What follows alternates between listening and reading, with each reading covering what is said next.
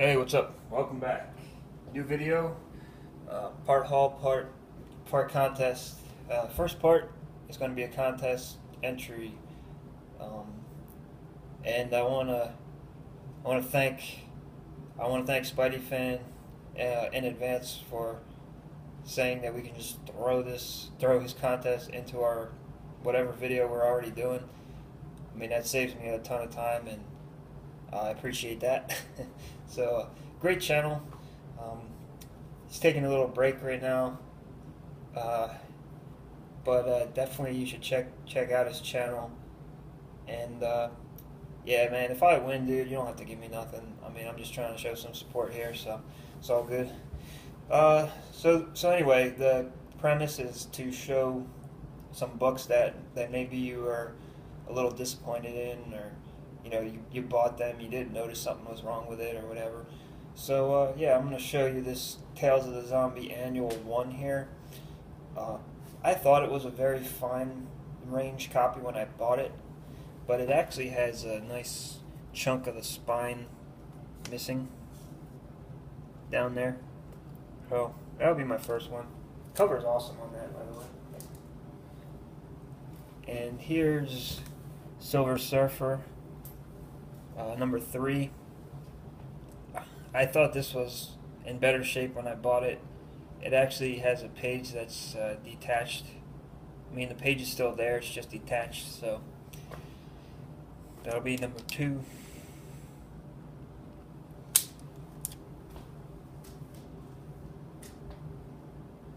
And here's a Strange Adventures 190.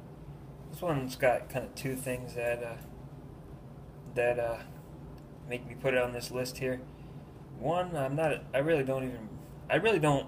I think I jumped the gun buying this. Like, it's not really something I needed for my collection, but I bought it anyway. And two, there's as far as like the staples go, one staple's kind of punched through the centerfold a little bit. That happens from time to time, but that kind of sucks a little bit. Well, other than that, it's real nice. And I'll probably end up selling this book at one point. And I will disclose about this staple. I'll show a picture, everything. I'm not trying to swindle anybody. I try to be as honest as I can.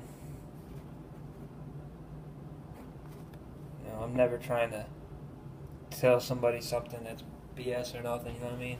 But anyway, here's Fantastic Four 38, and it's got a little chip here. Other than that, the book's real nice, and I actually bought it as a very fine minus, so I was a little disappointed when I saw it had that chip there. Kind of makes you be extra careful when you take it out of the Mylar. So, yeah. And let's get to the haul now. So, picked up a lot of interesting books. I mean, nothing that you're gonna see on the the hot book sites or anything, but just stuff I like. So here's a creepy number 4. This is a classic Frank Frazetta werewolf cover. This is one that you could actually frame this up, hanging on the wall. I mean, it's make a great piece of art for your comic room or whatever. I love it. It's awesome. Next time I go to a show, maybe I'll see if I can find Frazetta's granddaughters again. They hooked me up on some posters, or not posters, some prints, but they were like real nice quality, real good deal. His granddaughter gave me a good deal. It's kind of cool buying it directly from the family. Anyway, so here's 5 Ghosts number 15. Actually, maybe I'll show you the print I got. One of the prints I got at the end of the video, if I remember. I got it hanging on the wall. So yeah, 5 Ghosts 15. Great book. Love reading this. I think where to put all this stuff.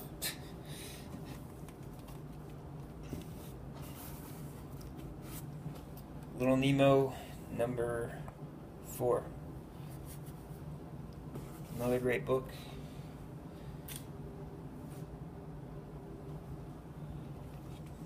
Some back issues. Some more back issues. This is House of Mystery 174. This is when they start the mystery format. Nice higher grade copy. It's in the VF range. VF minus, about a 7.5. Legit, you know.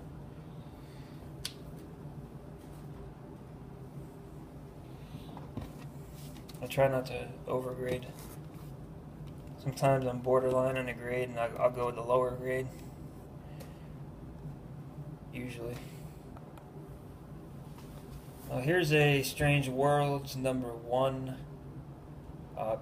Really awesome book. Glad to have this. Got a pretty good price on it, and it's structurally it's very nice. Like its spine's real nice. There's not much wrong with it. The staples are real tight. There's like, you know, some wear here and there. Like there's some wear here. There's a stamp here and here. Got some scuffing or dirt or whatever here. But there's a little bit wrong with the back cover too. There's a few chips and stuff on the edge, but other than that, really displays pretty nicely, and it's got great colors and everything. So I'll try to show you a little closer. So, 1951, I think this one's from. Not bad shape for what I paid. Kind of how I do it. Like, if I can get a deal on it, I really don't care what condition something's in. If I can get it for like such a deal that I could easily sell it and, you know, make double or whatever, you know, that's what I'm down with. I mean, the higher price the books, the harder it is to make double on them, but you know what I mean. Here's Marvel Chillers number 3, and this is just the origin of Tigra. Not a big deal or anything. Has a Bernie Wrightson cover, I think, or partial Bernie Wrightson cover. I basically got that because it was $2. Threw it in with my order, you know. So 5 Ghosts number 14. I've yet to read 14 and 15. I'm going to wait till 16 comes out because my friend, who also reads these, was suggesting I wait to the next issue because he said they went by a little quick. So, and I'm one who hates when the books go too quick. So, yeah, I have to get my money's worth out of it. Sorry, I'm trying to. Let me move this light around. It's reflecting, kind of. I don't know, black cover, what can you do? It's going to reflect, sorry. But anyway, this is Captain Marvel Jr. number 6. So Mac Rayboy or Raboy, I'm not sure how to pronounce it, but he's a pretty legendary artist from Golden Age. He did a lot of work for Fawcett, so really happy to have one of his covers. It's the first cover I have from him. I'd like to get more. He's got some great stuff. Some Green Llama covers that are really great, and you know, I'd love to get some of those Master comics too. The earlier issues with Captain Marvel Jr. Those are nice. The Mac Rayboy covers or Raboy. This book here could possibly be like a lost book from the Nova Scotia pedigree. I mean, I wouldn't know unless I seen a list of what books were in it, but it has the date stamp that looks very consistent with the Nova Scotia pedigree. It's like an M, but I haven't seen any that had a date underneath the M, so this one does. I don't know. So I mean, I'm not trying to like hype it up or nothing. I'm just saying it. I look at the pedigree sites whenever I get like an old Golden Age book that has markings on it because I just want to see if it's similar to anything. And this one actually had a match on it, so I thought that was cool. But yeah, happy to get that. And I got one more book, I think, to show you. So hold on. Put this down. Alright. Here's another Goldie. And these are pretty reasonably priced. These feature comics, they're pretty cheap. A lot of the quality comics are pretty cheap. And there's a lot of great artists that worked on these. Like Al Bryant did this cover, it's a skull cover. The more Al Bryant's covers I see, the more I like his artwork.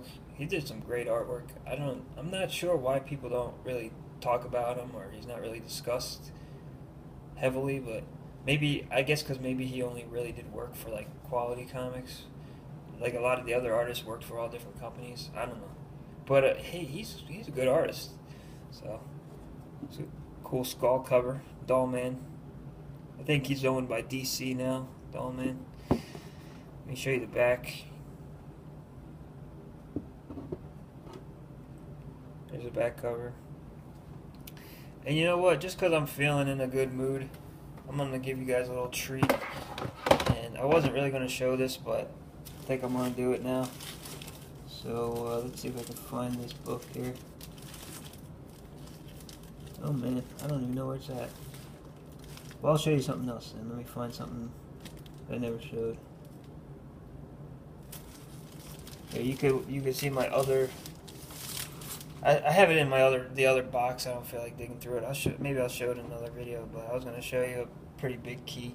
But here's my 8.5 Avengers 57. I paid a grip for this when I bought it, but it has paid off. Let me tell you, because it's dirt cheap compared to what they go for now. And this is a really nice looking book. So this is my other copy. The first copy I bought had a lot of dirt on the back cover. But if you watch ETA Nick's video about cleaning, it's a pretty white back cover on there, as you can see. So it's the type of dirt that you could clean off if you really wanted to crack it open and spend your time. And probably up the grade to an 8.0 or so maybe. But, I don't got time for that.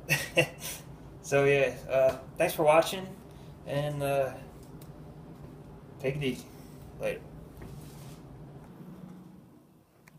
Hey, what's up, everyone? So here's the Frank Frazetta piece I was talking about that I picked up at that last show from his granddaughter. I actually matted this too myself, so it came out pretty good. That's the marking on the cover of the Captain Marvel Jr.